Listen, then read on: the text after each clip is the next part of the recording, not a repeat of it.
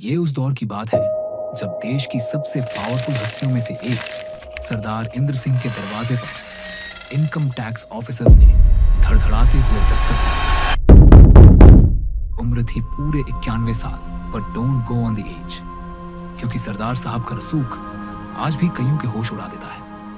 पंजाब के एमएलए रहे 1946 से 1951 तक, फिर बने राज्यसभा सांसद।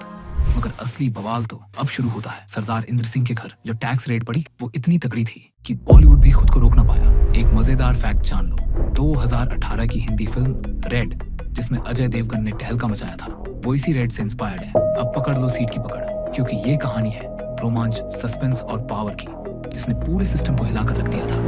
तारीख थी 16 जुलाई 1981। जगह कानपुर। सुबह का वक्त था, लोग अपनी चाय में डूबे थे, लेकिन सरदार इंद्र सिंह के बंगले पर मचा हुआ था हड़कंप। इंद्र सिंह जैसे ही नींद से जागे, उनके गेट के बाहर 90 से ज्यादा इनकम टैक्स अफसरों की फौज खड़ी थी। कोई बर्थडे पार्टी नहीं, कोई राजनीतिक जलसा नहीं, ये था इनकम टैक्स का सबसे बड़ा ऑपरेशन। सुबह के ठीक 8 बजे रेड शुरू हुई, और मजे की बात यह थी कि खुद अफसरों को भी अंदाजा नहीं था कि वो किस खजाने की गुफा में घुसने जा रहे हैं।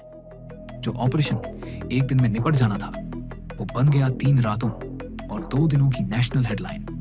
टेलीग्राम बज उठे, अखबारों की हेडलाइन बदल गई और पूरे देश में फैल गई एक ही खबर। सरदार इंद्र सिंह के घर मिली अकूत दौलत। इस हाई वोल्टेज रेड की कप्तान थे अलग Kumar Batabyal, deputy director intelligence, income tax department. Batabyal साहब ने कोई कसर नहीं छोड़ी। सिर्फ अफसर नहीं, बल्कि पूरा रेड ब्रिगेड तैयार किया गया था। 90 आईटी अफसर, 200 पुलिस वाले और ऊपर से अपर डिवीजन क्लर्क्स, यानी कागजों का जादू भी रेडी था। लेकिन धमाका यही नहीं रुका। ये कोई एक घर की रेड नहीं थी, ये था ऑल आउट हमला करप्शन की जड़ों पर। कानपुर की पॉश कॉलोनियों में एक साथ गूंजा एक ही नाम, लाजपत नगर, तिलक नगर, आर्य नगर। हर तरफ सरदार इंद्र सिंह के रिश्तेदारों के घर पर एक साथ रेड। और इतना ही नहीं, Singh engineering works private limited की फैक्ट्रियों को भी उसी वक्त सील कर दिया गया। 20 लॉकर अलग अलग नामों से कानपुर, दिल्ली और मसूरी तक खोले गए, जैसे पूरी फिल्म की क्लाइमैक्स एक साथ चल रही हो। हर कदम पर प्लानिंग, हर एंगल से कोऑर्डिनेशन। ये कोई रेड नहीं, ऑपरेशन सरदार सिंह था, पूरी तरह प्री-स्क्रिप्टेड, रिहर्स्ड और धमाकेदार। जैसे ही रेड शुरू हुई, माहौल बन गया ट्रेजर आइलैंड का। लेकिन ये कोई किताब या फिल्म नहीं, हकीकत थी। कानपुर के बंगलों में जैसे लक्ष्मी माता खुद स्थायी रूप से निवास कर रही थी। इनकम टैक्स की टीम एक एक कमरा खोलती गई और खजानों की परतें सामने आती गई। और अब सुनिए, कैश की बात तो हो ही चुकी, 90 लाख रुपए। अब जुड़िए इसके साथ 250 तोला सोना, जिसकी उस वक्त की वैल्यू थी 11 लाख रुपए। 2 गोल्ड बार, कीमत 9.12 लाख। ज्वेलरी जिसकी वैल्यू 7,54,400 रुपए। 144 गिनीज विदेशी करेंसी में सोने के सिक्के। फिक्स डिपॉजिट्स 7,04,000 रुपए की रकम अलग से। ये कोई आम रेड नहीं थी, ये था एक रॉयल माइनिंग ऑन ऑपरेशन, जिसमें हर दीवार, हर लॉकर से निकल रहा था इतिहास का सबसे अमीर अध्याय। आईटी अफसरों ने जितना सोचा था उससे कहीं ज्यादा मिला, और हर एक खोज के साथ उनके चेहरे पर हैरानी बढ़ती गई और जनता के बीच सनसनी भी। जिस भी अलमारी का ताला टूटा, वहां से निकले नोटों के बंडल। जिस भी लॉकर की चाबी घुसी, वहां से निकले सोने चांदी के पहाड़। हर घर, हर ठिकाना बना हुआ था रईसी का म्यूजियम। और जो नजारा था, वो खुद आईटी अफसरों ने भी पहले कभी नहीं देखा था। चाय की दुकानों से लेकर संसद के गलियारों तक सब पूछ रहे थे, इतना पैसा कहां छुपा रखा था सरदार साहब ने। अब 2 दिन बाद की रेड में जो धमाका हुआ, वो तो जैसे क्लाइमैक्स का भी क्लाइमैक्स था। कानपुर में 2 और लॉकर खुले और वहां से मिले 6 गोल्ड बार, कुल 250 तोला सोना, कीमत सीधे 30 लाख रुपए। लेकिन कहानी में ट्विस्ट अभी बाकी है। Bonds worth 85 lakh. अफसरों ने बताया कि इन्हें सीज नहीं किया गया। ऊपर से 1,50,00,000 की गली सड़ी नोटों की गड्डियां, जिन्हें कुल कैलकुलेशन में जोड़ा तक नहीं गया।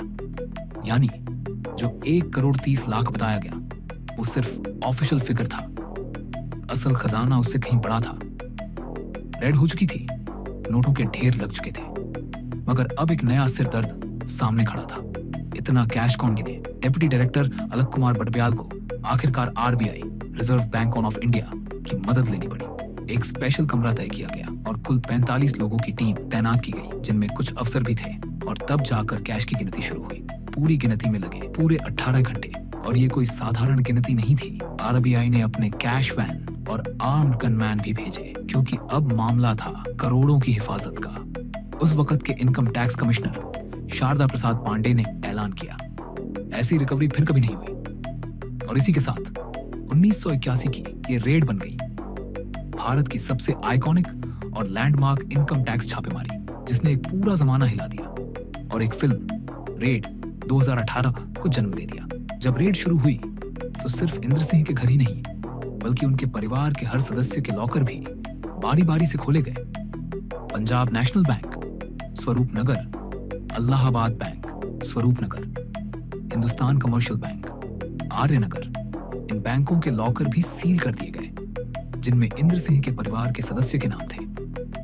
और इन लॉकर की जांच की प्रक्रिया भी आसान नहीं थी। कई दिन और अलग अलग तारीखों पर बैंक के बाहर ये परिवार के सदस्य रिपोर्ट करने के लिए बुलाए गए। इतना ही नहीं, 15 और परिवार के सदस्यों के घरों पर रेड हुई, और ये सब 1 महीने तक चलता रहा। रेड के दौरान इंद्र सिंह और उनकी पत्नी मोहिंदर कौर, उनके 4 बेटे, 2 दामाद और करीब 1 दर्जन परिवार के सदस्य, सभी को नोटिस दिए गए थे।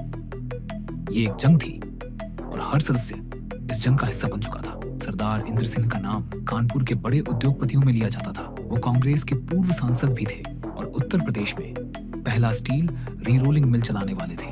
1991 तक उनके पास राज्य का सबसे बड़ा स्टील मिल था। 2 बार कानपुर के मेयर रह चुके थे और उनका नाम कानपुर के इतिहास में बड़े अक्षरों में लिखा गया था। पर अब सवाल था, इतने बड़े उद्योगपति, राजनीतिज्ञ और समाज में रुतबा रखने वाले शख्स ने ये सब कहां से अर्जित किया? क्या इसका जवाब खुद सरदार इंद्र सिंह के पास था? फिल्म रेड 2018 में जैसा दिखाया गया था कि एक परिवार का सदस्य ने अजय देवगन को खजाने के ठिकाने तक पहुंचाया, असल जिंदगी में भी कुछ ऐसा ही हुआ था। हालांकि इस पर कोई आधिकारिक बयान नहीं आया, लेकिन कानपुर के एक प्रमुख उद्योगपति, जिन्होंने अपना नाम गुप्त रखा, ने बताया कि इंद्र सिंह के परिवार में चल रहे विवाद ने ही आयकर विभाग को सूचना देने का रास्ता खोला। ऐसा माना जाता है कि परिवार के आपसी झगड़े ने स्टेपॉन्फ को जन्म दिया था, जिसने रेड को और भी तेज कर दिया। अब बात करें सियासी पहलू की, तो इंद्र सिंह की पत्नी सुरेश राम की शाली थी, जो पूर्व केंद्रीय मंत्री जगजीवन राम के बेटे है। यह एक बड़ा सियासी कनेक्शन था जो परिवार में तनाव का कारण बना। ये सब बातें हमेशा आयकर अधिकारियों ने चुपचाप रखी। उनके लिए सबसे बड़ी बात यह थी कि यह रेड स्वतंत्र भारत के इतिहास में सबसे बड़ी कर वसूली बन गई। क्या परिवार की राजनीति और रिश्ते इस रेड के पीछे छिपे राज थे? लेकिन इनकम टैक्स विभाग के लिए यह इतिहास रचने का मौका था